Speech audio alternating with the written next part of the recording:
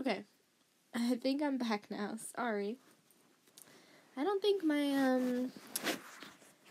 my application here likes Notability very much. They don't seem to work together very nicely, but well, we try and make do with what we can. So I'm back. Here we are. Let's finish up these problems here. So, what were we doing here? We found the inverse of sine is negative root 3 over 2, of negative root 3 over 2 is equal to 5 pi over 3. Because that's where it, the angle where we found it to be at. Number 18, we need to find cosine of pi over 2. So this is not the inverse, it just means literally go to the angle pi over 2 and see what is the x value, or the x coordinate, because that's what cosine represents. So at pi over 2, that's at the top of the unit circle. I'm just going to stick to drawing the unit circle over here. So there's our pi over 2, and we have the point 0, 1 there. Cosine is the x coordinate, so the x coordinate is 0 at pi over 2. So my answer is 0. So notice here, this was an x coordinate. This is a coordinate from the point. This is an angle. This is a coordinate. So hopefully you're seeing this pattern and the difference between inverse and just regular function, because there's that distinction there. 19, we need to find the inverse of tangent of negative 1. So again, we have to figure out where is y over x in this case. What angle is that going to give us negative 1? And so we need to look at the right side of the unit circle. For inverse sine and inverse tangent, we have to look at the right side. So cosine, inverse cosine, is this top two quadrants. So keep that in mind, because otherwise you're going to be coming up with angles that aren't part of the solution. You're never going to look in this third quadrant for any inverses, so that's that there. And we need to think of, where are we going to get a negative tangent? Well, tangent is y over x. So we know for sure it's not going to come in the first quadrant, because everything is positive in that quadrant. So it's going to be somewhere down in this quadrant here, in quadrant 4. And I know actually right here in the center at 7 pi over 4, I have the point root 2 over 2 and negative root 2 over 2. So if we do y divided by x, it's the same number divided by the same number. So negative root 2 over 2 divided by root 2 over 2 is going to give me negative 1, because these are just going to divide each other out and give us a 1. And then we still have that negative, so it becomes negative 1. Which is the tangent value that we're looking for? We're looking for, when is tangent negative 1? Well, it's going to be at the angle 7 pi over 4. So that is our answer. Notice it's an angle again. So for inverses, we have angles for those inverses. And for regular trig functions, we're going to have coordinates there. Okay. Number 20, we want to find a coterminal angle to, what is this, negative 14 degrees. So to find coterminal angles, we're always going to add or subtract 360. In this case, it's not asking for any specific positive or negative coterminal angles, so you can do whatever you want. I'm just going to add 360, and that gives me 346. So that is my coterminal angle, 346 degrees. Just for fun, if we subtract 360, we get negative 374. That could also be a solution. Remember, you could also add multiples of 360. So I can take negative 374 and subtract 360 from that again. And that would give me negative 734. So that could be another coterminal angle. So all of those are correct answers. All of those could work. 21, we're given a point. We want to find cosecant theta of that point. So to find cosecant, we're using the same information here because it's a point. Cosecant is the reciprocal of 1 over y, so we're just going to flip the y coordinate. I look here, the y coordinate is root 13 over 9, so I'm going to flip it. It's going to equal 9 over root 13. This needs to be rationalized, which means I have to multiply top and bottom by the root to get rid of that root down there. That becomes 9 times root 13 over 13. And that is my answer. Anytime they give you a point and you have to find a trig function from that point, then you're going to be using this information here, as opposed to when they give you a sign value and they give you a quadrant, you're going to use SOHCAHTOA. And you're going to find all of those values based on that. So that's the difference here. 22, we have a composition of functions. So this is f of g, which means we're going to take the f function. So whatever is in front, the first, and then we're going to plug in the next function into that. So take f, plug g into it. My f in this case is x squared. So I'm going to take that whole thing and plug it into that x, which is going to give me 6x plus 2 all squared. This is not simplified. We have to FOIL this out. We cannot, this is not equal to you distributing that and giving you 36x plus 4. That's not true. You cannot do that.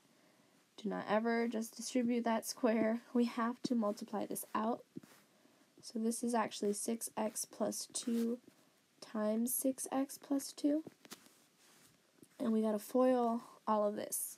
So 6x times 6x gives us 36x squared.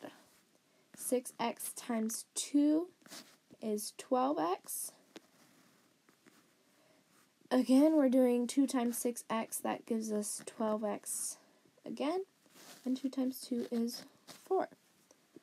So combining our two like terms there, you get 36x squared plus 24x plus 4. And that is our solution. So plugging in, we're literally replacing that x. So I know a lot of people like to keep the x and somehow multiply it to this. You do not want to do that. You want to actually replace this function with the x that is there, or with all of the x's. If there was more than one x, you would take this function, plug it into each and every one of the x's there. So be careful with that. We're literally replacing it with that new function. Okay, and then you're simplifying. The notation here could be switched around, could be g of f. Something like this, you would have to take the function g and then you're plugging in x squared to that x.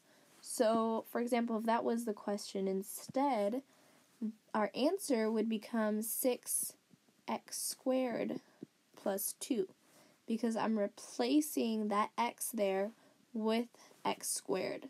So it becomes that piece right there. I'm not multiplying them. It's not 6x cubed. It's just replacing that x. So it becomes 6x squared plus 2.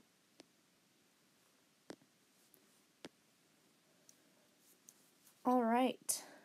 23, we've already done a division problem, so I'm not going to go through this one, but I am going to point out that you need to make sure and put in any placeholders. See how this is x to the 6th, and then it jumps to x cubed. So you're going to need to put your 0 for your x to the 5th, and your 0 for x to the 4th there.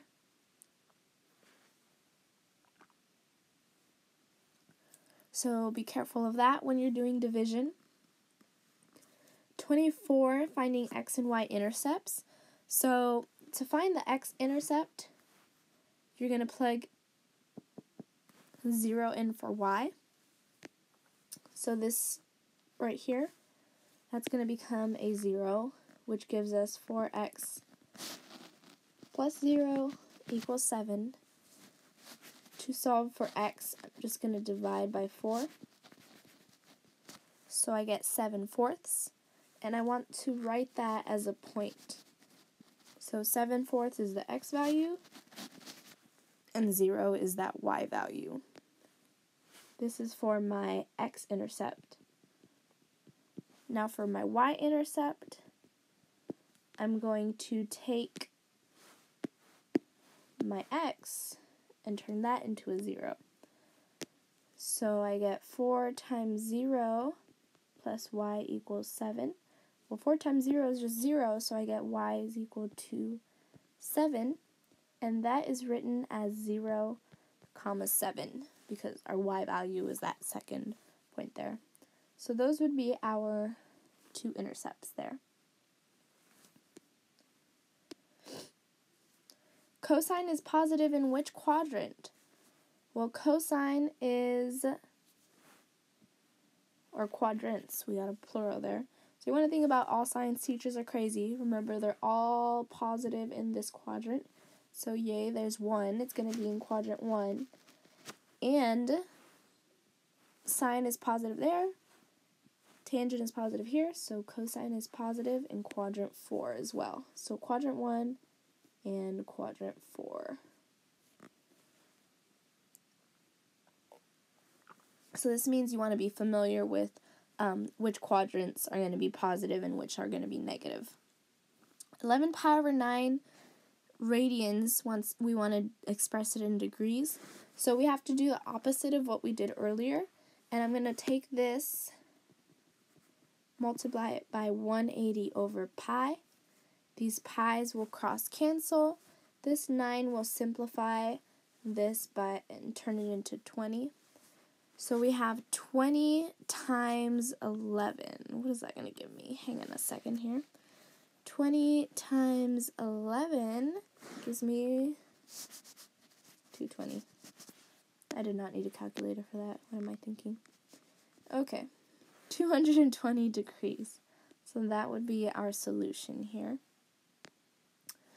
Finding coterminal angles. So remember, we already did one of those earlier. We added or subtracted 360 because we're talking about degrees. In this case, we're looking at radians. So the equivalent of 360 in radians would be plus or minus 2 pi. And what we need to do is we need to get common denominators. So 2 pi has a denominator of 1, which means our common denominator will have to be 4. I can do 7 pi over 4 plus 8 pi over 4. That's going to give me 15 pi over 4. So that's one coterminal angle there. I could have subtracted 8 pi over 4. That would have given me negative pi over 4. And that could be another coterminal angle. 28. If you shift the graph of y equal to f of x 2 units down, 1 unit to the left, what do you get the graph of? So, remember that time in class where we had IXL and I told you all to stand up and you couldn't sit down until you figured out the transformations? This is exactly what we're talking about here. So, 2 units down, that's our transformation that's going to be on the outside of f of x. So you would take f of x and subtract 2 from it. And then 1 unit to the left, that's the transformation that goes inside of the parentheses because it's horizontal. And anytime we have that transformation inside the parentheses, we got to think opposite. So if we're moving to the left, that really means we want to add 1. So it should become f of x plus 1 minus 2, and that would be the equation there. Okay. We're getting close to the end here. I don't want to go over and make this too super long because we already kind of have 2 parts of this here. So I'm going to do this next one here, talk a little bit about zeros, and then I'm going to cut it here. Let me know if you have any questions. I'll be checking here if you type in anything that you want to see, any other questions before I log off here, let me know. We have to find all of the possible zeros. So this is different from finding the actual zeros. The possible zeros is that long list that we start out with, and then we start to do synthetic division to find all of the possible ones. But what we want to do is take P, divide it by Q. P represents the factors of our constant. So the constant is the back number, like in this case it's going to be 10. And Q represents the factors of our leading coefficient. That represents the number that's right in front. Remember, this has got to be in order also by degree. So our back number is 10. The factors of 10 are 1, 2, 5, and 10. Remember, 1 is a factor for every single number. And then the factors of our coefficient here, which is 1, is just going to be 1. So once you have that, we're just going to divide each of these. So 1 divided by 1, 2 divided by 1, 5 divided by 1, 10 divided by 1. It's nice when we only have one number at the bottom. So we get plus or minus 1, plus or minus 2, plus or minus 5, and plus or minus 10. Remember, you should have all done this when you did your birthday polynomials. So that is our possible zeros. We can do one more here. Describe the end behavior. So with the end behavior, this is another thing that you should have done on your birthday polynomial. So you should have found all the possible zeros, and then the end behavior is deciding if it's rising to the left or falling to the left, and rising to the right and falling to the right. And so what you need to do is use the leading coefficient test. And the leading coefficient test basically says look to the leading coefficient term. So you got to make sure it's in order, find the highest degree, and you need to check 2 things. So first, you need to see the degree and decide if it's odd or if it's even. In this case, we see that it's an odd number. Okay, so that's one thing we need to check. And then the other thing we need to check is the sign. Is it positive or is it negative? In this case, it is negative. So we have an odd function and a negative function. So what that means is you might want to double check. You should have a chart in your notes where it goes over odd, even, negative, and positive.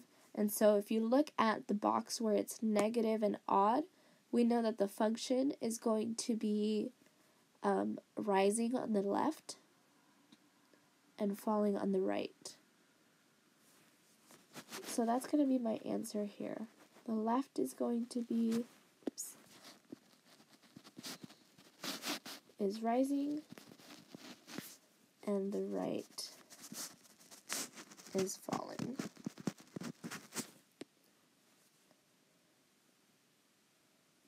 So double check your notes, or even just look up the leading coefficient test. It's really easy. You just have to decide, is it odd or even, positive or negative, and then each, depending on what it is in the equation, you'll be able to decide what's going to happen on each side. The nice thing also, if it's even, they're going to go in the same direction. So even and positive, they're both going to go up. They're both going to rise on both sides. And then if it's even and negative, then they're going to fall on both sides. So that makes it a little easier. Could you go over 34 and 35? Sure, let's take a look. So I'm going to jump down to 34 here. So for this one, we have to find the number of positive real zeros. This is another thing that you should have done on the birthday polynomial.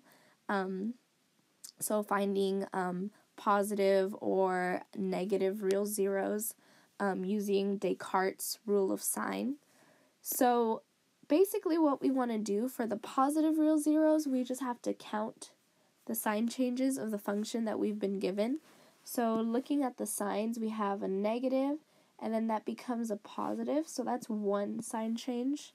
And then it goes from positive to positive, that's not a change, so I'm not going to count that. And then positive to negative, that is a change, so I have another change. And then negative to negative, no change. So we only have two sign changes. So that means I'm going to have two positive zeros. But remember, it could be imaginary, and imaginary zeros come in pairs. So what we always want to do is subtract by 2. So it could be 2 or it could be 0 positive zeros.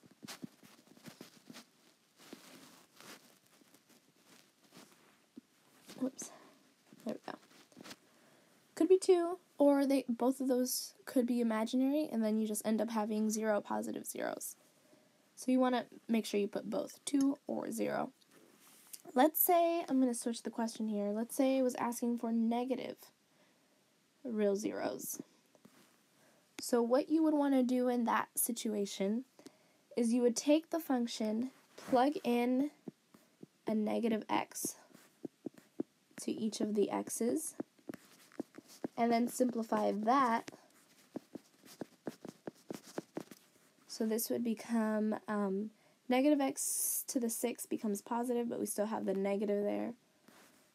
This will become negative, positive,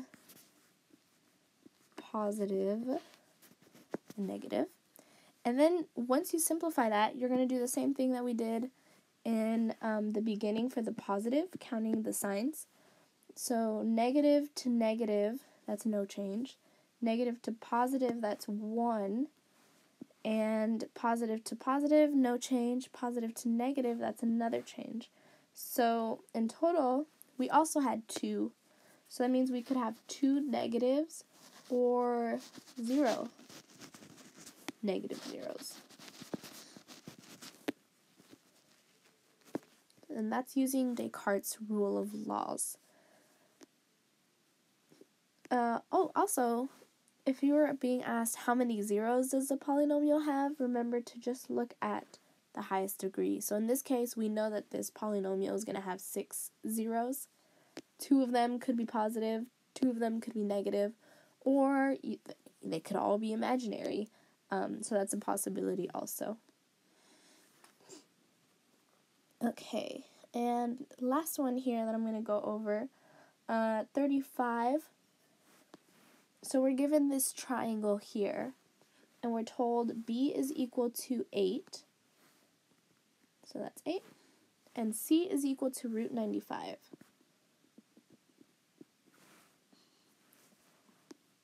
And we want to find all 6 trig functions. Since we have a triangle, we're going to be using SOHCAHTOA, and we need to find the third side. So I'm going to just jump right into my Pythagorean theorem. This is going to be 8 squared plus b squared equals root 95 squared. 8 squared is 64 plus b squared.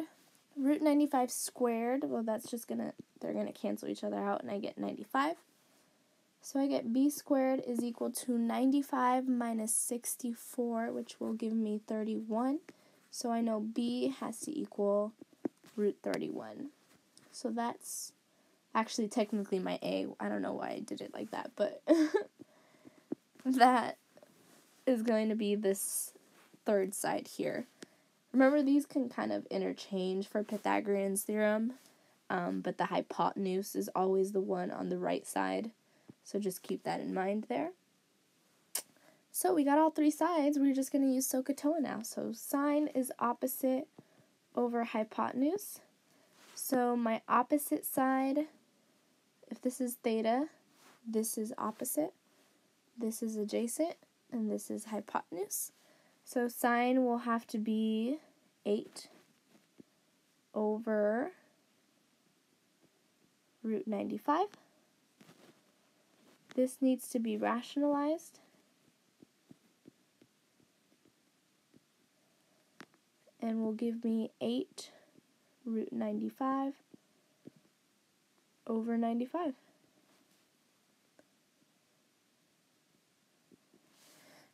Cosine of theta is adjacent over hypotenuse. So the adjacent side is root 31. The hypotenuse side is root 95. Again, I have to rationalize this. So I can multiply these together. 31 times 95. Let's see what that's going to give us here.